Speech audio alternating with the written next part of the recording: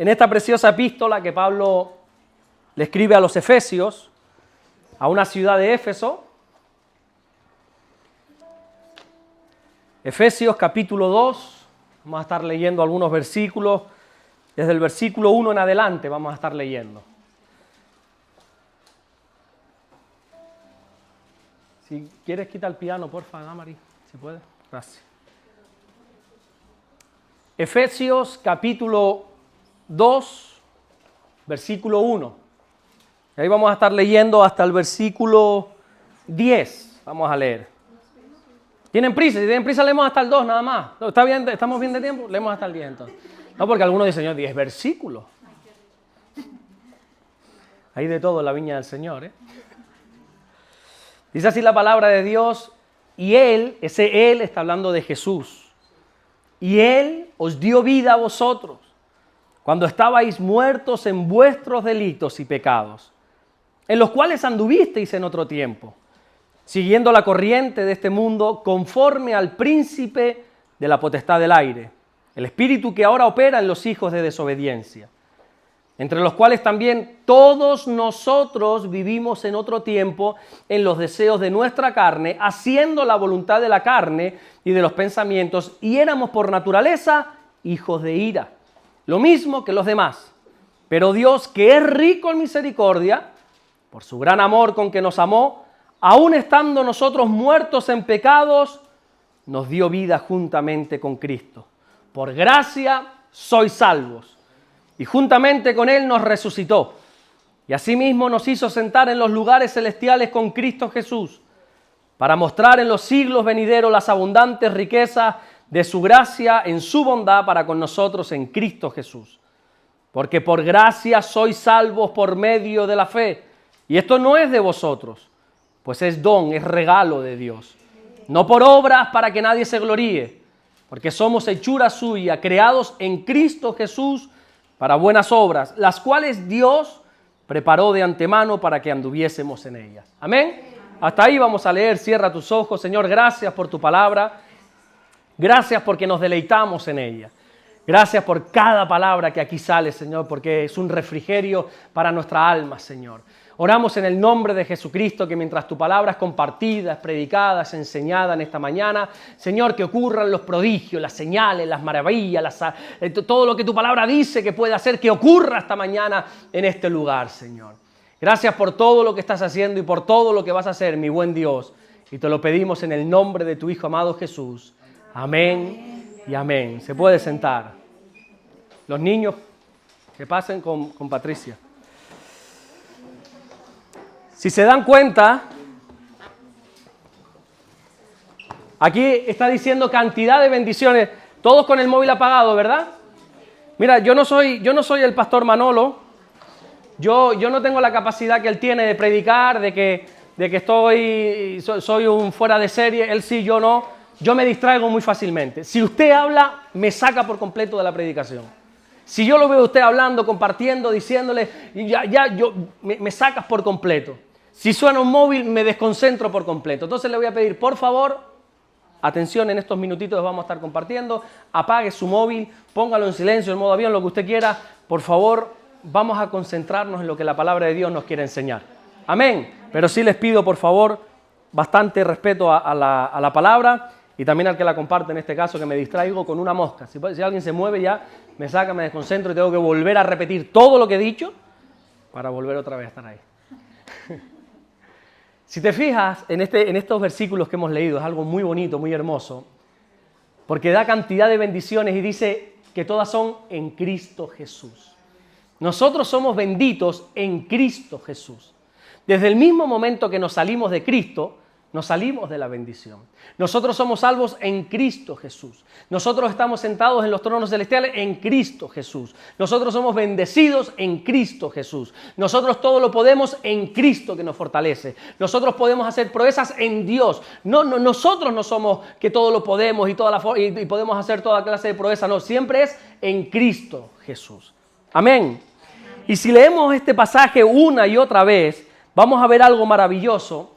Porque vamos a llegar a la conclusión de que nosotros estábamos muertos y Él nos dio vida. Yo no sé para ti, pero para mí esto es algo precioso. La Biblia dice que nosotros estábamos muertos y uno dice, espera. Yo siempre he tenido vida. Mi corazón siempre ha latido, por lo menos hasta el día de hoy siempre ha latido. Yo siempre he respirado, gracias a Dios ha entrado oxígeno a mis pulmones, eso ha hecho que mi cerebro pueda estar bien también y yo puedo tener vida. ¿Cómo me estás diciendo ahora que yo estaba muerto y que Dios me ha dado vida? Bueno, es que uno de los propósitos de que Jesús viniese fue para darnos vida. La Biblia dice en el Evangelio de Juan, capítulo 10, versículo 10, que Él ha venido para darnos vida. Y no cualquier vida, sino una vida en abundancia. Esa vida en abundancia lejos está de que sea una vida de riqueza, de prosperidad. Eso no dice la Biblia. Una vida en abundancia es una vida satisfecha, gozosa en el Señor. Él nos dio vida, dice la Biblia. Y yo digo, ¿y entonces qué es lo que teníamos antes de conocer al Señor? Porque yo considero que yo estaba vivo. Bueno, una cosa es que estés vivo, otra cosa es que tengas una vida. Aquellos que no conocen al Señor, créeme que no tienen vida. Hay un versículo que dice que están muertos en vida. Van camino a ese lugar de tormento, a ese lugar eterno de fuego, de azufre. Y nosotros tenemos que entender que el Señor ha venido para darnos vida. Todas aquellas personas, familiares, amigos, conocidos, compañeros de trabajo, gente que nos cruzamos por la calle, que no tienen a Cristo, no tienen vida. Y tú les preguntas y te dicen que sí, que están satisfechos, que esto, que lo otro, pero créeme que no es así. Una vida sin Dios es una vida desesperada. Una vida sin Dios, enseña la Biblia, es una vida totalmente destruida, una vida totalmente en ruina. Y claro, algunos podrían decir, no, yo tengo bastante dinero, tengo bastantes posesiones, tengo bastante riqueza, como para que me esté diciendo que estamos en ruina. Bueno, pero es que si tú asocias la bendición con el dinero, entonces ahí está el problema. ¿Cuánta gente rica conocemos, o a lo mejor no mucha, pero cuánta gente rica hay en el mundo que tiene una vida en ruina? ¿Y cuánta gente pobre conocemos que está gozosa y que tiene una vida satisfecha? Dios ha venido para salvarnos de ese tipo de vida, porque el Señor sabe, de hecho lo dijo en el Evangelio de Juan, capítulo 16, versículo 33, que en el mundo lo único que hay es aflicción, son problemas, dificultades. Lo único que hay ahí fuera en esa selva son problemas, es aflicción de espíritu, es ansiedad, es estrés, es desesperación. ¿Sabes que España es puntera ahora mismo? Es el país que mayor ansiolíticos se recetan, antidepresivos. Solo hace falta que vayas al médico y le digas me duele la cabeza para que te den un antidepresivo, para que te den diazepam, para que te den tranquimacin, para que te den todo este tipo de cosas que lo único que hacen es abobarte. Lo único que hacen es que seas dependiente del sistema, para que dentro de una semana tengas que volver otra vez a poner la mano para que te lo den. Y se vive en estrés, se vive siempre afanado, se vive siempre en una constante agonía, en una constante desesperación. Y más en estos tiempos, porque uno dice, bueno, hace unos cuantos años atrás todavía se podría vivir mejor, pero ahora sin Dios, ¿y qué va a ser de nosotros mañana? Ahora estamos los jóvenes, porque yo soy joven, estamos los jóvenes un poco preocupados porque sabemos que no vamos a cobrar pensiones. Y yo, si yo, por ejemplo, no tuviese a Dios, yo diría, ¿y de qué va a ser de mí mañana? Y ya no digas de mí. ¿Qué va a ser de mi hija mañana? Mi hija que ahora tiene 2 años, ¿qué va a ser de ella mañana en este mundo tan caótico, tan desesperante? Pero nosotros, gracias a Dios, estamos confiados en el Señor. Y el Señor quiere salvarnos de ese tipo de vida. Y ya desde el Antiguo Testamento, no solamente desde que llegó el Señor, sino desde el Antiguo Testamento, nuestro Dios se presenta a nosotros como un Dios de salvación. Dice la Biblia en el Salmo 27:1, el Señor es mi luz y mi salvación. ¿De quién temeré?, dice el salmista. Si Él es mi salvador, ¿de quién voy a temer? ¿A quién le voy a tener yo miedo? ¿A qué problema, a qué gobierno, a qué dificultad le voy a tener yo miedo? Como dice Pablo, ¿dónde está, oh muerte, tu aguijón? Ni aún a la muerte nosotros le tememos. Y uno dice, bueno, ¿y de qué me quiere salvar el Señor? De 2 cosas. La principal cosa que tenemos que entender es que el Señor ha venido para salvarnos del infierno, cosa que muchas personas no entienden. Hay gente que o no cree o no quiere creer en el infierno. No quiere creer en ese lugar que existe ahora mismo, que está en el centro de la tierra y que el día de mañana va a existir, que es lo que la Biblia denomina un lago de fuego y de azufre, donde la gente sin Dios, no estamos hablando de gente mala, no confunda gente mala a gente sin Dios. Hay gente aparentemente buena sin Dios. Pero aquí no se trata de ser buenos o de ser malos, aquí se trata de creer en Jesús. Solo en su nombre hay salvación. Y hay gente que no entiende esta realidad. Que piensa que bueno, que el día de mañana me muero y me puedo reencarnar, dicen algunos, en otra persona, en un animal, en una cucaracha, en una mariposa, y nos reímos y nos lo tomamos a WhatsApp, pero esto es lo que piensa la gente. O algunos todavía aún más insensatos piensan que cuando mueran ahí se acaba todo. Digo, qué triste, ¿no? Qué triste pensar que entonces si uno muere ya se acabó todo. Y entonces, ¿qué pasa, por ejemplo, con el hijo de esta hermana nuestra que te estoy diciendo, que ayer falleció con 7 meses y medio en la barriga de la madre? Pues ya se le acabó la vida a ese bebé. Ya está. No le dio tiempo ni a nacer. Y entonces, o sea, qué injusto sería si eso fuese la vida. La vida empieza cuando cerramos los ojos. Nuestra verdadera vida empieza cuando partimos de este mundo. Por eso Pablo dijo que para nosotros el morir, ¿qué es? Ganancia. Pero cuando tú nombras la palabra muerte, mira, si tú quieres ver a un grupo de hermanos, a una iglesia callada, solo tienes que hablar de 2 cosas. De ofrendas y de la muerte. Cuando empiezas a hablar y dices que todos vamos a morir, que un día, tarde o temprano, Dios por favor que sea tarde, pero tarde o temprano todos vamos a morir, la gente se agarra a la silla y dice, yo no, o tú sí.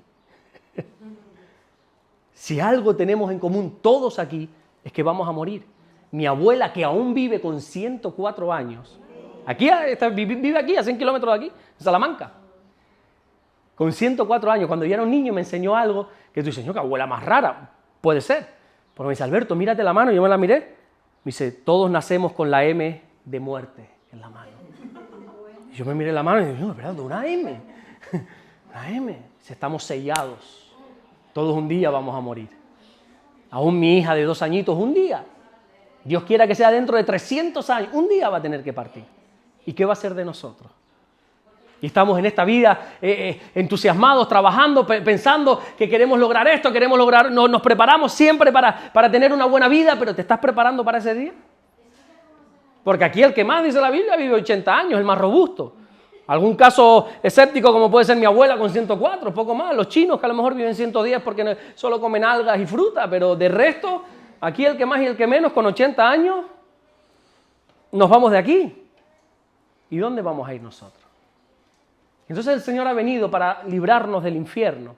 Pero también, aparte de eso, que es lo más importante, el Señor ha venido también para librarnos de una mala vida aquí en la tierra. De una vida de aflicción. Lo mismo que vimos antes que Jesús nos da vida en abundancia.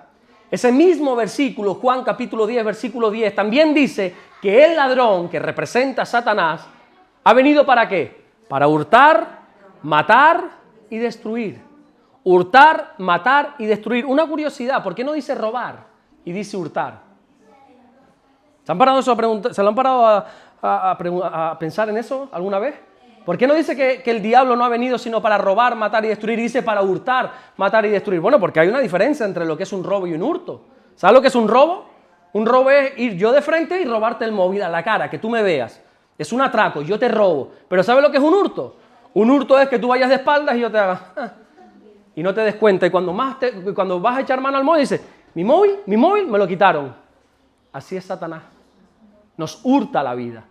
Y cuando venimos a dar cuenta, estamos endeudados, estamos enfermos, estamos en depresión, estamos a la puerta del infierno. Así es Satanás, así juega Satanás de sucio. Él hurta, mata y destruye. Y el Señor quiere librarnos de esto. Y todo el que no está con Cristo tenemos que entender que vive una vida de hurto, de destrucción y de muerte. Pero dice Efesios 2.1 que Él nos ha dado vida a nosotros. Nosotros ya no estamos en ese mundo de aflicción, ya no estamos en ese mundo de muerte, ya no estamos muertos en delitos y en pecados, sino que dice la Biblia, y Él os dio vida a vosotros. Cuando estabais muertos en vuestros delitos, en vuestros pecados, se apareció a tu vida y te ha dado vida. Y este pasaje, entre otras cosas, nos enseña cómo era nuestra vida sin Dios. ¿Recuerdas cómo era tu vida sin Dios? Salvo mi mujer, a lo mejor que nació ya en el Evangelio, ya era cristiana desde que estaba en el vientre de su madre, yo no sé. Pero de resto, algunos, casi todos que hemos estado en el mundo, ¿verdad? Hemos conocido lo que es el mundo. ¿Te acuerdas de esa vida? Porque hoy estamos aquí, bendiciones, hermano, Dios te bendiga. Pero hace un tiempo atrás no era así. Hace un tiempo atrás, qué desastre algunos de nosotros, ¿eh? Por lo menos hablo por mí, a lo mejor ustedes no, pero éramos como me denominaban a mí a lo mejor hace tiempo, un bala perdida. Es un desastre.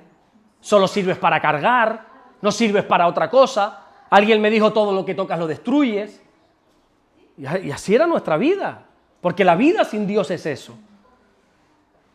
La Biblia nos enseña, hay una comparación en la Biblia, de que nosotros éramos como esos peces que luchan contra la corriente, que quieren luchar contra la corriente de este mundo, pero somos arrastrados, dice este pasaje de Efesios. La gente en el mundo son guiados según la corriente que corra en el mundo. Ahora el mundo dice que hay que ir por aquí y todos como borregos van detrás. Ahora el mundo dice que no, que el pensamiento tiene que ser este, y ahora todo el mundo está pensando en esto. Hace 30 años atrás el mundo decía, no, esto está malo. Todo el mundo decía que eso era malo. Ahora han venido y dicen, no, eso es bueno, incluso hay que celebrarlo. Una vez al año tenemos que juntarnos y estamos orgullosos y esto hay que celebrarlo. Y ahora todos dicen que es bueno. Y hace 30 años no lo era. Y hace unos cuantos años atrás habían cosas buenas que ahora son malas. Había cosas malas, ahora son buenas. Según el mundo, guía la corriente y así van todos pensando que van libres y están detrás de una corriente que está imponiendo el mundo. La gente sin Dios pensábamos que éramos libres, pero dice la Biblia que estábamos atados, que íbamos, dice Pablo, cautivos a la ley del pecado.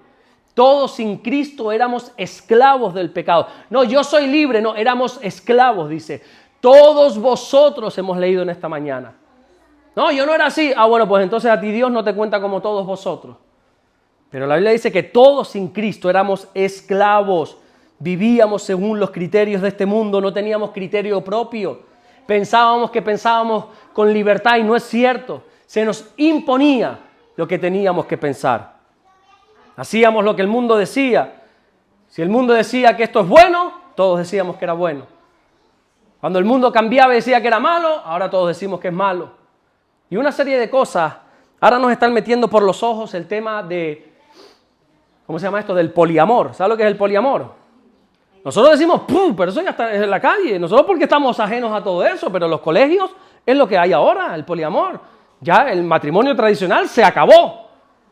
Y ahora mismo el hombre puede estar con varias mujeres, consentido por las mujeres, y la mujer con varios hombres. Y tú dices, ¿en serio? Pero es que, bueno, pon la tele en un programa de máxima audiencia como pudiera ser First Days. No sé si conocen ese programa. ¿Qué hay ahí? Poliamor, te encuentras una persona. Ay, ¿tú estás buscando el amor? Sí, estoy casado, pero quiero otra pareja. Y uno dice, ¿en serio? Sí, pero es que es el pan de cada día ahora mismo. Y uno con otro, el otro con otro, el otro ahora se siente esto, el otro se siente aquello, y uno disparate que hace unos 20 años atrás era impensable, pero ahora es la corriente de este mundo y hay que seguirla. Y no vayas en contra. No vayas en contra porque entonces eres un raro. Entonces eres un retrógrada. Entonces a ti hay que discriminarte. Sí, pero si hace 20 años atrás esto era impensable. Pero es así. Y pensamos que somos libres. La Biblia dice en Isaías 5:20, ay de los que a lo malo dicen bueno y de los que a lo bueno dicen malo. Nuestros principios no nos los dicta el mundo, nuestros principios nos los dicta la palabra del Señor. Y si Dios dice hace años atrás que algo es bueno, aunque alguien venga y nos diga que es malo, si la palabra de Dios dice que es bueno, es bueno. Ahora nos quieren decir que no, que el matrimonio no sirve para nada. Mira, perdone usted que te diga. Mi Biblia dice que el matrimonio sea honroso. Es honra. No, pero es que ¿para qué te vas a casar? Primero hay que conocerse. Bueno, eso piensas tú. Las estadísticas ahora nos dicen que hay más divorcios que casamientos. ¿Por qué? Bueno, porque no se le está dando honra al matrimonio. ¿Por qué? Porque se están llevando unos noviazgos que lejos están de ser como la palabra de Dios dice. Hoy en día los noviazgos, ¿para qué están? Bueno, es que no son novios, se han acostado. Eso para empezar. Y hoy el noviazgo está para irse a vivir juntos y para hacer una serie de cosas y para hacer un tipo de barbaridades que uno dice, pero es que eso es para el matrimonio. No, pero es que hay que conocerse. Es que hay que conocerse. Ah, bueno, pero después llegan al matrimonio. Si es que se casan y en 2 meses, ¿cómo están? Separados. ¿El matrimonio no sirve? No, lo que no sirve es tu noviazgo que llevaste. Que no seguiste los consejos del Señor. Lo que no sirve es que no obedeciste al Señor y luego hay unas consecuencias. Porque las consecuencias llegan para todos. Sin Dios se vive conforme al príncipe de la potestad del aire, dice este texto de Efesios capítulo 2. El príncipe de la potestad del aire es una manera de llamar a Satanás. Y esta palabra conforme significa estar debajo. La Biblia nos enseña que sin Dios vivimos conforme a Satanás, debajo de Satanás. Y la palabra de Dios nos enseña que Satanás tiene que estar bajo nuestros pies y hay quienes están bajo los pies de Satanás. Dios nos ha puesto por cabeza, no por cola, y hay quienes están por cola y no por cabeza, porque sin Dios se vive así. Nosotros estamos llamados a pisar a Satanás y hay algunos que están siendo pisoteados por Satanás, porque así se vive sin Dios. Matthew Henry, un pastor y maestro de la palabra de Dios de hace algunos siglos atrás, que yo leo bastante, dice que este texto significa que éramos obedientes, sumisos al gobierno tiránico que nos impone Satanás. En el mundo éramos obedientes, sumisos a la ley de Satanás. Después dice que estábamos atados a deseos de nuestra carne, haciendo su voluntad. Hemos leído ahí en Efesios capítulo 2. Atados a nuestra carne. Pensábamos que éramos libres y éramos esclavos. Porque la verdadera libertad no es hacer lo que queremos. ¿Sabes quién es el que hace lo que quiere? Esclavo. Porque honestamente, si hiciésemos lo que quisiésemos nada más, si uno se dejase llevar por lo que quiere, es que hoy siento, bueno, si sintiésemos ninguno estaríamos aquí. Estaríamos ahora, pues vete tú a saber lo que estábamos haciendo, viviendo la vida loca. Como cantaba aquel. ¿Quién era el que cantaba la vida loca? Aquel. Libertad no es hacer lo que quiero, es hacer lo que tengo que hacer. Nosotros somos libres cuando podemos sujetar nuestras emociones y nuestros sentimientos. Cuando en un momento de ira y tengo ganas de hacer cualquier cosa, puedo sujetarme y decir no. Entonces soy libre. Cuando me dejo llevar por la ira y doy golpes y doy puños y hago locuras, entonces no soy libre, soy esclavo de la ira, por ejemplo. Cuando voy a un sitio y veo una cosa y me la quiero llevar, pero digo no robarás, dice el Señor. Entonces soy libre porque puedo tomar decisiones. Pero hay gente que dice, no, esto me lo llevo. Entonces la libertad no es hacer lo que me dé la gana, no, libertad es hacer lo que tengo que hacer en ese momento. Y entonces la gente del mundo dice que es libre porque hace lo que le da la gana. Pero ¿y a dónde te lleva ese tipo de vida, mi hijo? ¿Hacia qué puerto vas con ese tipo de vida? No confundamos libertad con libertinaje, que es muy diferente. Pablo nos dice, no conviertas tu libertad en libertinaje. Ahora somos libres para servirnos por amor los unos a los otros. Así que por favor, no conviertas esa libertad que Dios te ha dado para libertinaje, para hacer lo que te da la gana. Algunos dicen, no, yo ahora soy libre y hago lo que quiero. No, eso no es cierto. Cristo nos ha dado libertad, pero no te olvides que somos esclavos. Cuando la Biblia nos denomina siervos a cada uno de nosotros, esa palabra significa literalmente esclavo. Bueno, ¿y por qué entonces la Biblia no dice esclavo y sí dice siervo? Bueno, porque en la época que Reina Valera tradujo esto, se estaba todavía viviendo la esclavitud y era conveniente no poner esta palabra. Si tú pones esclavos en aquel contexto, era muy duro entender que nosotros somos esclavos de Jesús. Entonces, por precaución, que al final no sé si ha sido para bien o para mal, creo que para mal, no se puso esclavo, sino siervo. Pero es que siervo te da cierto aire de libertad. Yo soy un siervo de alguien, puedo hacer lo que quiera, ir o no ir. Pero si dice que soy esclavo, ya no tengo libertad. Y si tú buscas en el original esa palabra siervo, te vas a encontrar una palabra que es doulos, en griego, que es literalmente esclavo. De hecho, hay un versículo que, si no recuerdo mal, está en Corintios, que dice que hemos sido comprados a precio de sangre. Comprados, adquiridos. No tenemos ni siquiera voluntad propia. Pablo dice, ya no vivo yo, es que ahora vive Cristo en mí. Yo ya no tengo ni capacidad para decidir, ahora es Cristo quien decide por mí, es su palabra. Ahora mi mente, dice la Biblia, nosotros tenemos la mente de Cristo. Ya no pienso por mí mismo, ahora es la palabra de Dios la que tengo que filtrar todos los pensamientos. Y nosotros estábamos atados a nuestros deseos. ¿Cuántos querían dejar de hacer cosas y no podíamos? En el mundo, ¿verdad? Dejar ciertas ataduras. Claro, aquí ninguno tenía ataduras ni vicios, yo lo sé, pero... En el mundo queríamos dejar, no, me voy a poner y voy a dejar este vicio, ya no fumo más, ya no voy a beber más, ya no voy a ir más con aquel o con aquella, ya no voy a hacer no sé cuánto, y uno se levantaba a lo mejor de resaca y decía, no voy a beber nunca más, y no, wow, ¿qué va? ¿Y dónde estabas por la tarde? Porque éramos esclavos. Así es la vida sin Cristo. Hoy nos reímos, pero ¿cuánto lloramos en aquella época, verdad? Viviendo como esclavos. Nadie en este mundo es libre sin Jesús. La Biblia dice en Efesios capítulo 4, versículo 22, en cuanto a la pasada manera de vivir, despojaos del viejo hombre que está viciado conforme a los deseos engañosos. El viejo hombre, la vieja mujer estaba viciada, tenía vicios. Estaba viciado al mal carácter, a la ira, a la mentira, al engaño, a vicios físicos de tabacos, de drogas, a vicios de lo que sea, todo el día enganchado a la novela, así al critiqueo, al chanchulleo. Así era el viejo hombre. Todo el día diciendo palabrotas, todo el día Así era la vieja mujer. ¿O la Biblia miente? Así éramos todos. La vida sin Cristo es una vida viciada y corrompida. Y solo Jesús nos hace libres. La Biblia dice, y conoceréis la verdad, y la verdad os hará libre. ¿Y quién es la verdad? Jesús. Cuando nosotros conocemos a Jesús, entonces tenemos verdadera libertad. Por más que no quisieras hacer el mal, este texto dice que estábamos atados al pecado. Y por último, el texto de Efesios dice que éramos hijos de ira. Esto es una expresión que se refiere que estábamos condenados a la ira de Dios. Que por más años que viviésemos aquí en la tierra íbamos a acabar bajo la ira de Dios. No solamente íbamos a llevar una vida desgraciada, que ya lo hemos visto aquí en la Biblia, sino que tendríamos que cargar con el peso del infierno por la eternidad. Y esta es, en resumida cuenta, la vida sin Dios. Y así están nuestros familiares que no conocen a Dios. Así están todos tus compañeros de trabajo que no conocen a Dios. Así están todos estos vecinos que no conocen a Dios. Pero sin embargo tú los ves y le dices, ¿cómo estás? Bien, de maravilla, y con una sonrisa, pero ¿y en la soledad cómo se sienten? Porque todos lo hemos experimentado. Todos hemos estado llorando sin que nadie lo sepa cuando no conocíamos al Señor. Pero salíamos a la calle y nos poníamos la ropa y la máscara. ¿O miento? Y nos preguntábamos, ¿y cómo estás? Bien, súper bien, mejor que nunca. Recuerdo esa historia que Damaris también conoce muy bien. Un chico que me llamó que se quería suicidar, un chavalito joven con 20 y pico años, y me llamó, pastor, que me quiero suicidar.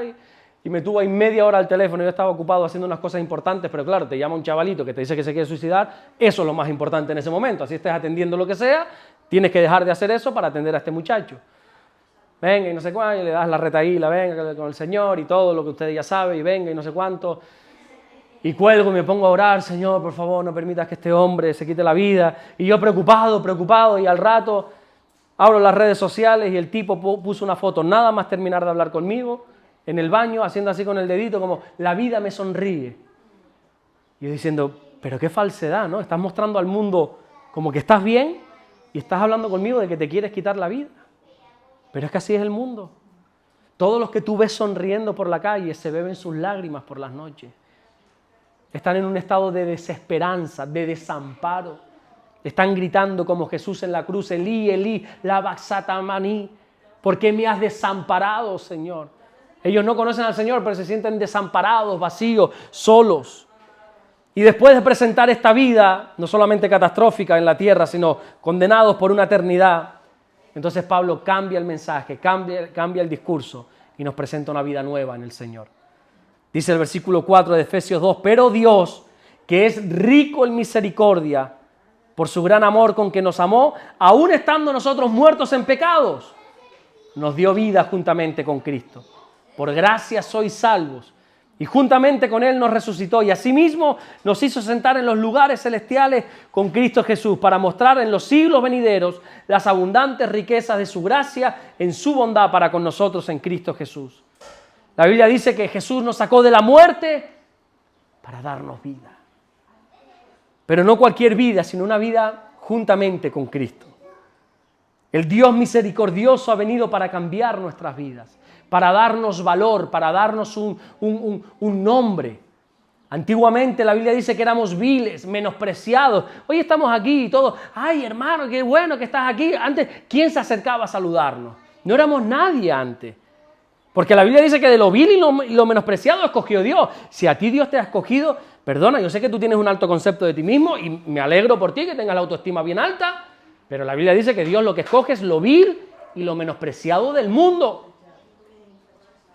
Y algunos éramos viles, menospreciados, rechazados, y Dios dice, no, a este voy a escoger, para levantar y avergonzar a los que se creen algo. Y así éramos nosotros, viles, menospreciados, rechazados, que a lo mejor no éramos menospreciados por los demás, pero sí por nosotros mismos. No nos dábamos valor. Pensábamos que no servíamos para nada, nos autocondenábamos, estábamos en depresión, estábamos afanados, estábamos turbados y qué sé yo cuántas cosas. Nos despreciábamos nosotros mismos, ¿no es verdad? ¿Y cómo hace todo eso? ¿Cómo el Señor nos da vida? ¿Cómo el Señor nos cambia? ¿Cómo el Señor nos da valor? ¿Cómo el Señor nos salva? Solo hay una cosa que Él hace, que es a través de su gracia. La Biblia dice en Efesios 2:8, porque por gracia sois salvos. Y esto no es de vosotros. Por favor, entiende esto porque todavía muchos venimos con un concepto del catolicismo que tenemos que hacer la caminata a la Virgen el 15 de, no sé si en Tenerife el 15 de agosto, no sé cuál es aquí.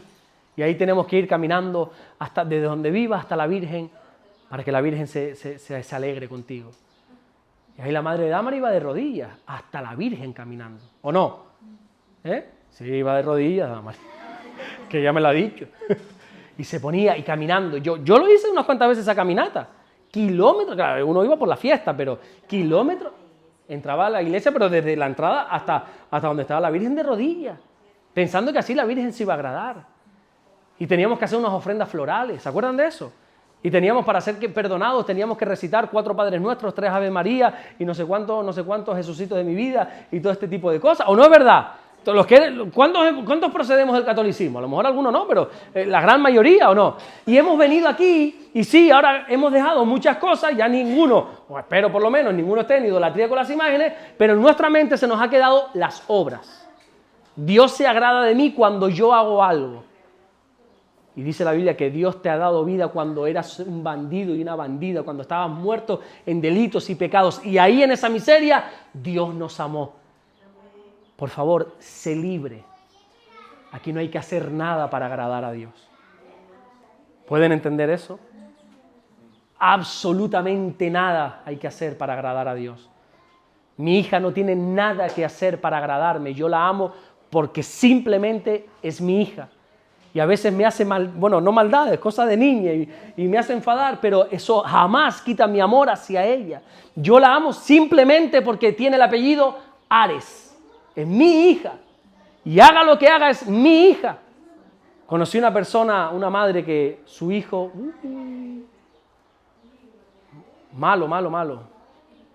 Ahora está, malo. Hizo una cosa de lo peor que puede hacer una persona. Imagínense, ya eché su mente a volar, a imaginar. De lo peor. Bastantes años en la cárcel está y va, por desgracia, tiene que seguir ahí. Y cuando estábamos con la madre dándole consuelo y decíamos, bueno, no pasa nada, y esta madre decía, mi hijo no es malo. Y yo por dentro, que no es malo, señora. Eso es lo que ha hecho su hijo. Le ha quitado la vida a este, al otro, y que no es malo. Tú me estás diciendo que tu hijo no es malo. Me dice, no es malo. Mi hijo simplemente ha tomado malas decisiones, pero yo lo conozco, no es malo, yo lo quiero, yo lo amo. Así es Dios. Dios nos ama porque somos sus hijos, no hay que hacer nada para agradarle. Así ahora mismo nos apartemos, la Biblia dice que aunque tú fueras infiel a Él, Él va a permanecer siempre fiel. Dios es como ese padre de la parábola del hijo pródigo, que tú te puedes ir y hacer maldades y gastarte la bendición de Dios en fiestas, en rameras, como hizo el hijo pródigo, y hacer lo peor de lo peor, que el Padre va a estar con los brazos abiertos esperándote. Nuestra mente religiosa no entiende esto. Y piensa que Dios nos ama más porque hemos venido hoy aquí a escuchar su palabra. Eso no es cierto. De hecho, la Biblia dice que para Dios los más importantes son los últimos. Dios nos ama porque somos sus hijos.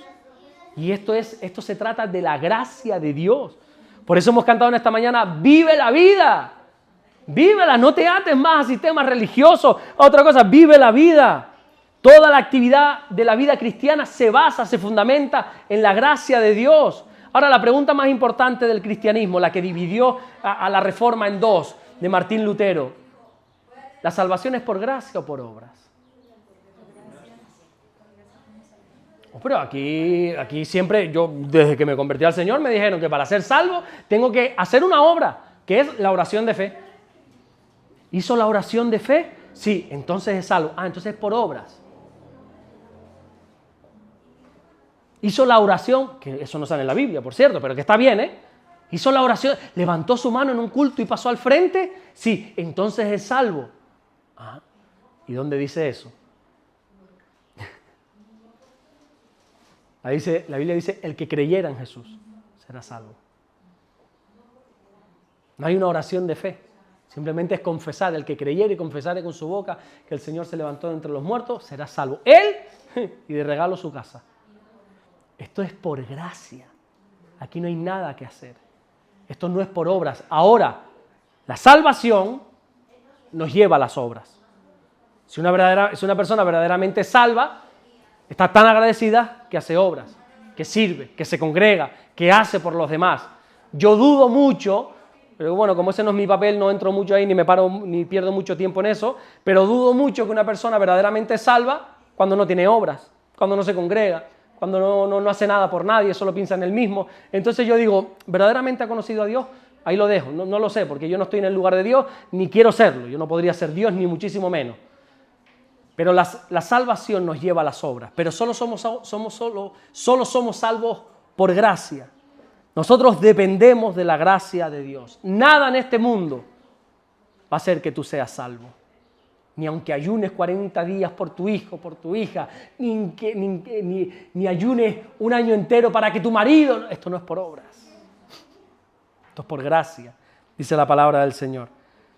Pablo lo dice de otra manera, dice, mira, aunque vendas todo lo que tienes y se los des a los pobres, aunque al final des tu cuerpo para el estudio de la ciencia, aunque hagas todo, si no tienes amor, nada eres.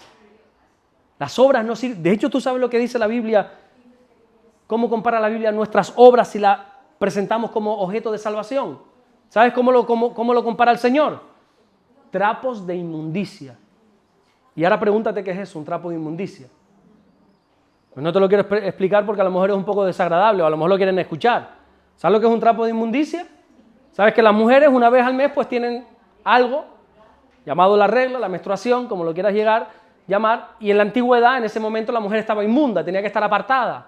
¿Recuerdan cuando Raquel robó unos ídolos de los padres y cuando el padre fue a buscarlo, ¿verdad? Labán fue a buscarlo, ella dice que se sentó sobre su ídolo y el padre fue a entrar y dice, no entres porque tengo la costumbre de las mujeres. Y no se pudo ni levantar y todo eso, eso significa que estaba en el periodo y era inmunda. Y el trapo de inmundicia, perdón, sé que es un poco desagradable, es la compresa manchada. Hoy en día, exactamente. Eso es un trapo de inmundicia. Antiguamente lo reutilizaban. Lavado, claro. Sí. Entonces, cuando tú vas a hacer algo para Dios, pensando que así Dios te va a amar más, pensando que así vas a ser salvo, pensando que así como Juan y Jacobo, hey, me quiero sentar a tu diestra, si hago más cosas, dice Dios, eso para mí, perdona que te diga, es un trapo de inmundicia. Yo te amo por lo que eres, no por lo que haces. Lógicamente, mi amor hacia ti te hace cambiar y hacer cosas, pero no te voy a amar más por lo que haces. Te amo igual. Por gracia somos salvos. El gran Spurgeon dijo, qué abismal es la gracia de Dios. Qué tremenda, qué gloriosa.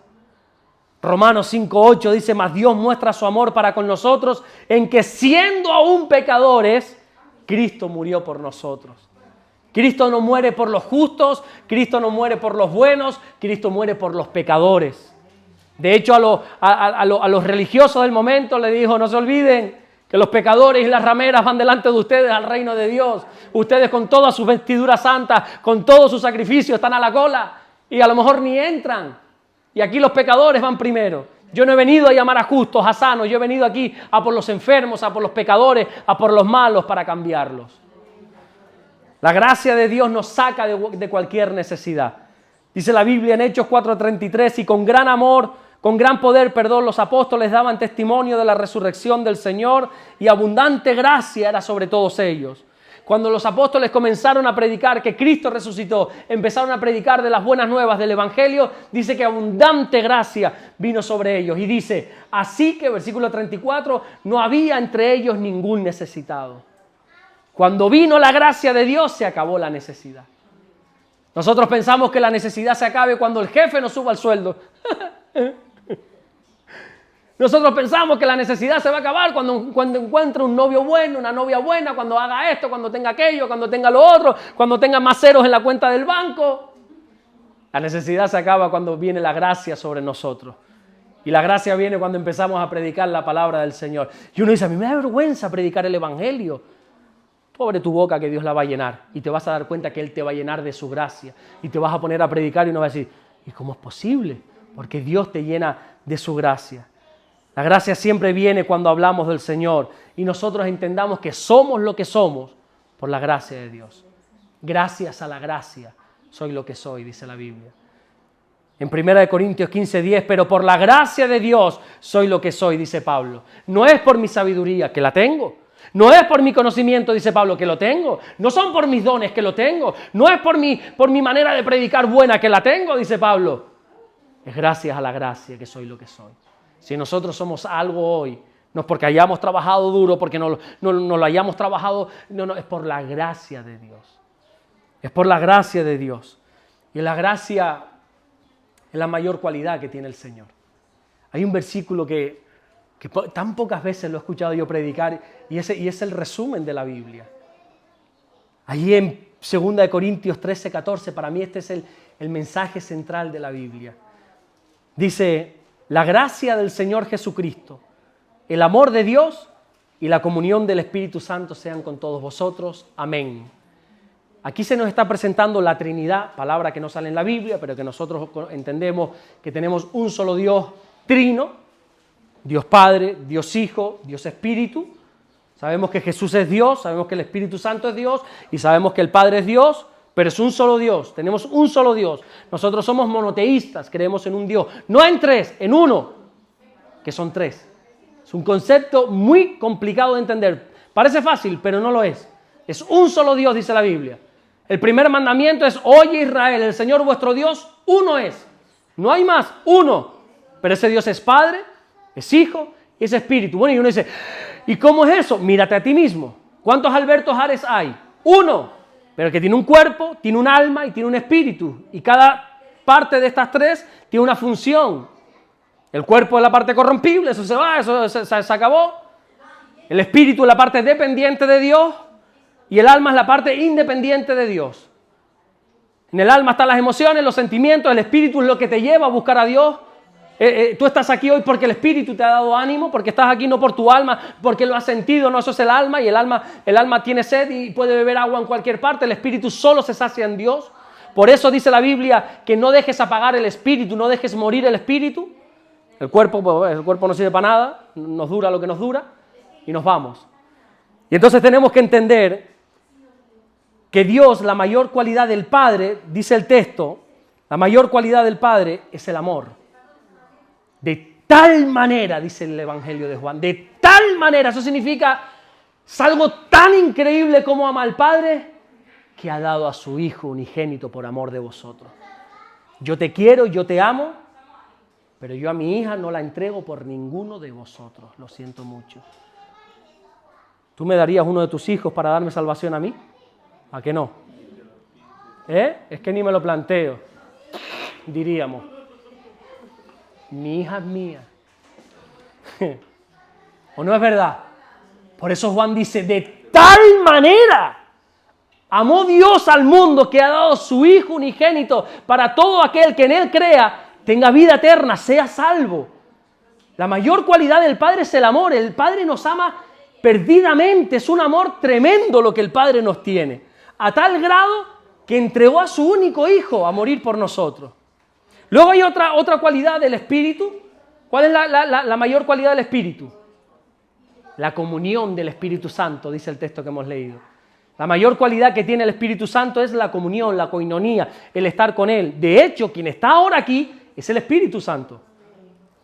El Padre está en el trono, Jesús está en el cielo. Él dijo, es necesario que yo me vaya y así os enviaré otro Consolador. Quien está aquí ahora mismo estuvo la era del Padre, que es el Antiguo Testamento, la era de Jesús en carne, que son esos 33 años, hace 2000 años atrás, y ahora estamos en el Espíritu Santo.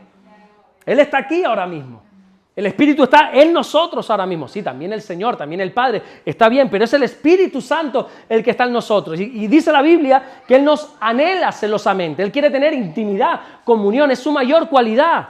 Tener intimidad con nosotros, que pasemos tiempo con Él. El Padre ama, el Espíritu quiere comunión. ¿Cuál es la mayor cualidad de Jesús? La gracia del Señor Jesucristo, dice Pablo. La mayor cualidad de Jesús es su gracia. Es su gracia lo que le llevó a ir a esa cruz a morir por nosotros. La gracia de Dios significa favor inmerecido. ¿Quién de aquí se merecía que alguien se interpusiese en tu camino hacia la muerte y muriese por ti? Ninguno no lo merecíamos, pero la gracia de Jesús hizo que Él muriese voluntariamente por amor a nosotros. Jesús nos da su gracia. Y mientras hoy en día solo se está hablando de la condenación, que hay que hablar. Solo se está hablando de juzgarte. Y te dicen y te señalan lo malo, lo bandido que has sido. Y te condenan y te recuerdan lo mal que lo hiciste el día de ayer. La gracia de Jesús nos perdona. Hoy en día es así, es como los religiosos de aquel momento que dice la Biblia que encontraron a aquella mujer, ¿verdad? En el mismo acto de adulterio. Y la llevaron frente a Jesús ahí en el centro de la plaza, la pusieron delante del Señor y le dijeron, ¿qué hacemos? Porque la ley dice que toda aquella persona que adulterase tenía que ser apedreado. O sea, no nos lo estamos inventando, Señor. Los fariseos tenían motivo. ¿Qué hacemos? Y dice el Señor, la ley dice eso. La ley, escrita por mi Padre, dice que hay que apedrear. Está bien, apedreémosla, dice el Señor. Vamos a coger nuestras piedras, pero dice, espere. Vamos a apedrearla, pero que el que esté sin pecado aquí sea el primero en tirar la piedra. Si solo hay uno sin pecado, todos vamos después detrás. Solo uno. Dice la Biblia que todos, desde el mayor hasta el más pequeño, empezaron a tirar sus piedras y se fueron. Aquí todos estamos prestos para señalar. Adulteraste, fumaste, bebiste, fornicaste, mentiste, tú hiciste, tú aquello, tú lo otro. Y nos pasamos el día. No te estoy hablando de la gente de fuera, estoy hablando aquí en la iglesia. O tú dices, mira quién entró por ahí, mira quién entró por ahí. Ahora, no lo salude. Por lo que hizo, por aquello, por eso cuánto. Y empezamos. Y aquella mujer que estaba condenada a muerte estaba a los pies del Señor y Jesús le dijo, ¿dónde están los que te condenan? No, todos se han ido. Ni yo te condeno.